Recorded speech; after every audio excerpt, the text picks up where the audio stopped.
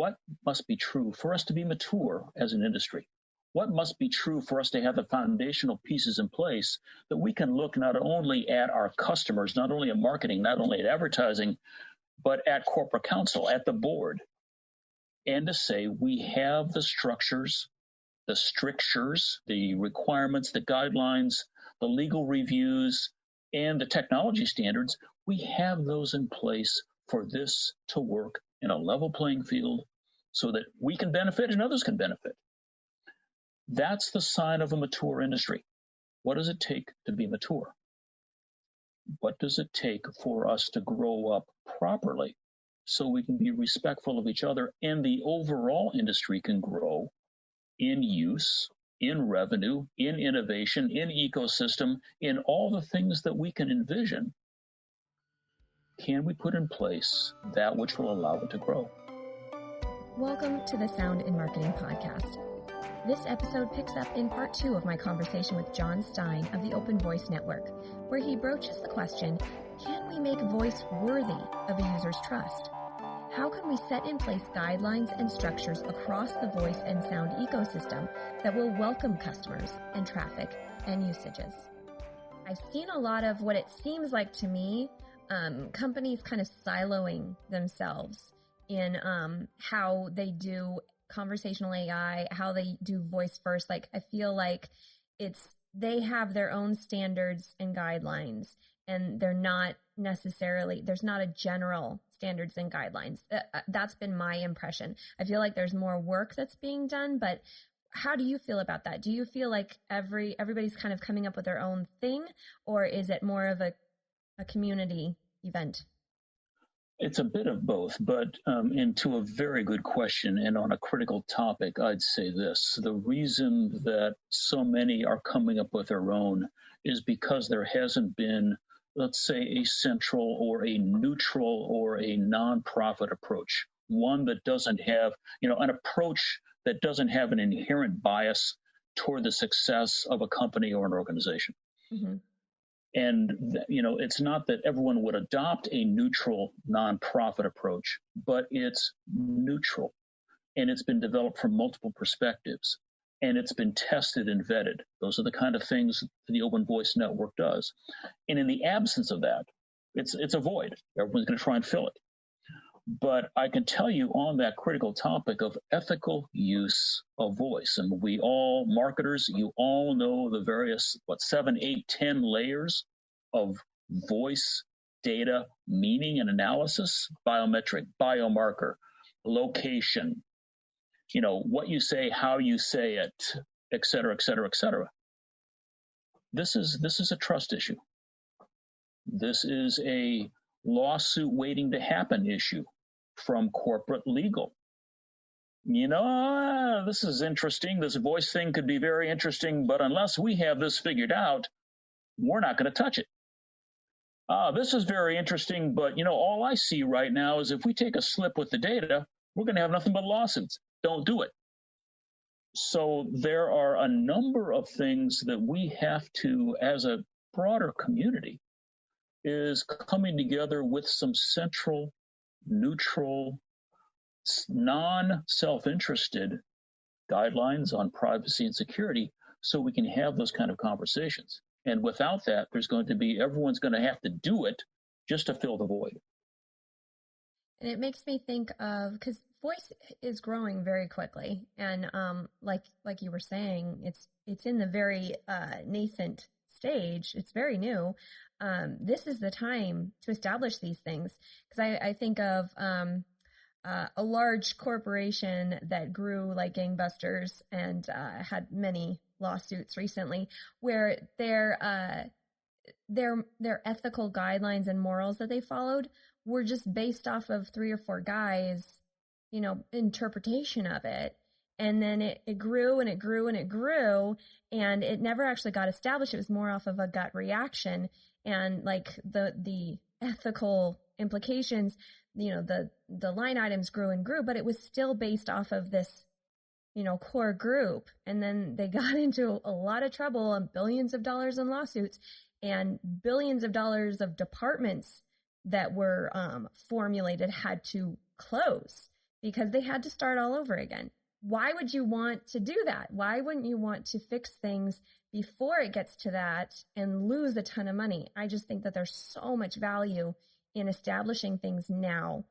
Yes, we're busy and we have to like get the next thing going and all that stuff, but it's worth a slowdown to just stop and go, okay, what is the standard? It's worth asking the question, what must, again, back to this question, what must be true for us to be mature as an industry? What must be true for us to have the foundational pieces in place that we can look not only at our customers, not only at marketing, not only at advertising, but at corporate counsel, at the board, and to say we have the structures, the strictures, the requirements, the guidelines, the legal reviews, and the technology standards. We have those in place for this to work in a level playing field so that we can benefit and others can benefit. That's the sign of a mature industry. And we're growing rapidly. We're in the gawky adolescence right now, kind of like junior, maybe between middle school and, elementary somewhere, and, bumping around and, looking ugly and whatever else, finding our way. But we're soon going to be at the adult stage or the early adult stage. What does it take to be mature? What does it take for us to grow up properly so we can be respectful of each other and the overall industry can grow in use, in revenue, in innovation, in ecosystem, in all the things that we can envision? Can we put in place that which will allow it to grow? And I think that what we've experienced in this past year is a real opportunity for our eyes being open to things that, as a white female, I wasn't paying attention like I should have. My eyes were not open to certain things. And I'm thinking about just the bias of the default voice is a white female. Does that really represent I'm just talking about the US. Does that represent the West Coast? To really think about who we're representing vocally. Like, this is a big deal. I think that's a huge deal. I think the inclusivity of voice is a huge issue for the industry and for society at large. I grew up in the Midwest, and I am told I speak Cincinnati TV announcer American English with a baritone, which is probably the highest accuracy and understanding within voice, natural language understanding, algorithms, because the engineers may have grown up in the Midwest. They probably went to Purdue or Illinois, and they speak like I do. Mm-hmm. That's the training set. But we're not the world. And we must understand the world. Voice at its best is embracing, is inclusive. We all speak, but we must be able to all be heard. And that's a huge challenge for the industry. And I love what I see across the industry in developing training sets and expanding. I mean, Microsoft's work in understanding multiple languages is sensational, as well as Google's and Amazon's and others. Tremendously important issue. Everyone must be heard. And whether you speak like me or you speak with a different dialect from a different ethnicity, English is your second, third, or fourth language, whatever that is, you must be heard. We did an experiment on the smart speaker, and we changed the default, or not the default, but we changed the voice to an Indian female, and she had a really hard time understanding us, and it did the preface of, this may not be totally developed in your area, before you hit okay. But I was thinking to myself, the accent, I hear the accent all the time. I have a sister-in-law who's Indian, and her mother, she's from India too, but her mother has an Indian accent, but she lives in America. So why couldn't I hear that Indian accent that understood the idioms of how I speak? I wasn't necessarily looking for an Indian or an Indian from India, but somebody who speaks American and has an Indian accent. So it's just like little nuances like that I know we'll get there. I hope that we'll get there soon. I hope we get there soon. Yeah, it's, again, everyone can speak. Everyone must be heard. How far away do you think that we are from having this cohesiveness within the industry, within the voice industry? We're a ways away, I think, and yet we're very close. And that is a very squirmy answer to a very good question. But I phrase it that way for two reasons. One, there is the, let's say it, skill and action platform to consumer part of the industry growing, rapidly. Brett Kinsella and others have pointed out it's slowed a bit, but that continues to grow, and that's going to be of great interest. Entertainment, education, things that tell stories to children. I mean, all that's great stuff. And that's going to go on its path, and it may be more platform centric, and that's great, wonderful. Then there's going to be, and I think what is most interesting, and will lead to the greatest overall growth in voice is, let's call it enterprise, but organizational use. Is voice assistants, conversational agents, are they, how is that use going to be integrated into the business processes, operational and consumer facing, of organizations, from, your health clinic to your United Way center, your YMCA to your big business? The integration of the voice interface and the creation of independent voice assistants, that's a whole nother thing. And that's going to be demanding the standards for interoperability, the standards for data protection, the standards, for overall discoverability. How do you find a brand and how do you protect a brand? How do you transition a dialogue from, say, a platform where you start to directly the brand that wants to speak with the brand's own voice and the brand's own persona? How do you do all that?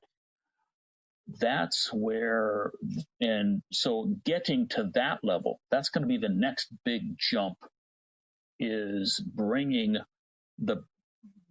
creating, if you will, the world of enterprise voice, much as the world of the enterprise web was created some 20, 25 years ago. Same growing pains, probably the same booms and busts, and the same need for standardization, because standards is what made the enterprise internet do what it's done to a large degree. Yeah, absolutely. Absolutely. What has got you really excited about the future of voice? I am so enthralled with the potential of conversation. Right now we're in the era of kind of Q&A. We ask, it responds, and it's magnificent, and you're connected to billions of websites and billions of data sources, and it's just utterly amazing. But to move and to be able to carry context, the context of remembered conversation of the elements that I just said, and to move into a dialogue, to move from interaction, where we have Q&A, to conversation, mm-hmm. to dialogue. Mm-hmm. That's on a technology basis, it's going to be thrilling. On a societal basis, it's going to be the enterprise and organizational use cases of, oh my gosh, we just, as we found in the internet, we could use the web or web tools. We can use voice or voice tools to do this or this or this or this. We had what we termed a conference room pilot a week ago, taking a look at the use. And just envision this: you're an Instacart order picker going into a grocery store. You have AirPods in your ears, and voice is telling you where to go in the store so you can pick the order accurately in maybe 30% less time, which makes you can do that many more orders within your shift or your commitment of time, which is going to be of more value to you, to Instacart, to whatever else. Mm-hmm. Can you use voice in this way? God, could? Yeah, wow. Everyone's shaking their head. Yeah, that could work. Wow. There's a zillion of these use cases, a zillion of these ideas. Where can the technology accelerate a business process? Where can it change a business process? Where could it even eliminate a business process because of something else? We're just at the beginning of that. That excites me. Third is just the inclusivity. Yeah. To hear everybody and to have the opportunity for real-time translation, any number of things. I want to talk to my friends in Beijing. Yeah, it's just a tremendous, exciting world out there. Well, and I never answer my own question, but I'm going to do it right now. I think the exciting thing about voice is giving the opportunity for small business to compete with big business. Because I think that there's, like, my thing is sound in marketing, right? I think that there's such a huge opportunity that has not been reached or realized yet of how you can play with the big dogs. Before it was TV and you had to have $100,000 to run something on broadcast TV. Like, a small mom and pop couldn't compete with that. But here you've got voice, you've got this new technology. What are you going to do with it? That's what I'm looking forward to. And it's so exciting, to your great point, is that with voice, just a little chunk of software on a smartphone, you're right there with your customer all the time. How can you make it easy for that customer to say hello and to say yes? It's right there. Yes, so it's a great point. Well, Jon, thank you. This was so much fun. I'm so glad that we got to finally connect, and I'm excited for people to listen in. So thank you again for your time. Well, you're very welcome. And for those interested in the Open Voice Network, look us up on the web at www.openvoicenetwork.org and on LinkedIn, Open Voice Network, or look me up on LinkedIn, Jon, Jon Stine, Stine. But thank you so much for the opportunity, and great to be speaking with you. Absolutely. And I'll link all of this in the show notes too. Thank you so much. Thank you. For more information on the Open Voice Network, go to openvoicenetwork.org. You can also find them and Jon on LinkedIn. If you're enjoying these conversations on sound in marketing, then I know you'll love this. I have a course on sound's power and influence in marketing that you can enroll in at soundinmarketing.com. Years of research has gone into this course, and I'm confident that you'll learn a lot. My goal is that you'll be able to take this information and begin applying it to your brand or company. And if you need further help, I also consult. So head on over to soundinmarketing.com to preview the trailer, view the curriculum, and sign up for a dose of Sound in Marketing. You can find the Sound in Marketing podcast on all the major podcast channels, so don't forget to share it with your friends, follow, and rate it. More people should know about this stuff. I know you know that now. For any other inquiries, you can find me at Dreamr Productions. That's DREAMR Productions.com, LinkedIn, Twitter, and Facebook. You can also email me at Jeanna, JEANNA, at DreamrProductions.com. All links will be provided in the show notes. Let's make this world of sound more intriguing, more unique, and more on brand.